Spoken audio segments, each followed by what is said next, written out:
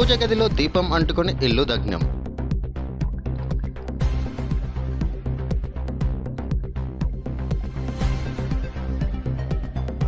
రంగారెడ్డి జిల్లా చేవెళ్ల నియోజకవర్గం శంకర్పల్లి మండలంలోని రావులపల్లి గ్రామంలో ఈ రోజు శుక్రవారం అవడంతో దీపం పెట్టి తన పని నిమిత్తం బయటికి వెళ్ళగా దీపం కింద పడడంతో బట్టలు అంటుకోవడంతో బీరువాలోకి మంటలు వెళ్లి బీరువాలో ఉన్న బట్టలు తగలబడి చాలా ఆస్తి నష్టం జరిగింది.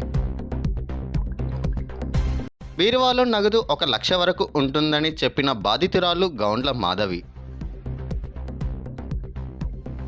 తన భర్త 14 ఏళ్ల క్రితమే మతి స్థిమితం లేక వెళ్లిపోయాడని ఆమె ఆవేదన వ్యక్తం చేశారు.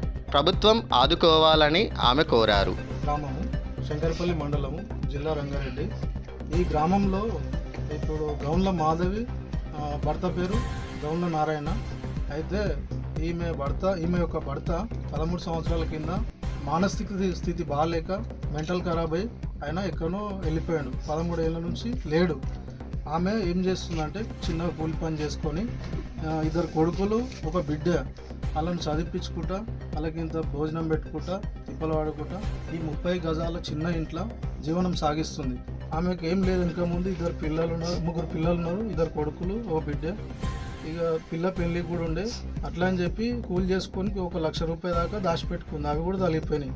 కాబట్టి గవర్నమెంట్ వాళ్ళు మరియు ఇతర ఆర్థికంగా ఉన్న వ్యక్తులందరూ ఏమన్నా దయతలిసి ఆమెను మనస్ఫూర్తిగా చూసి ఆమెకి ఏమైనా సాయం చేస్తారని కోరుతా ఉన్నాము.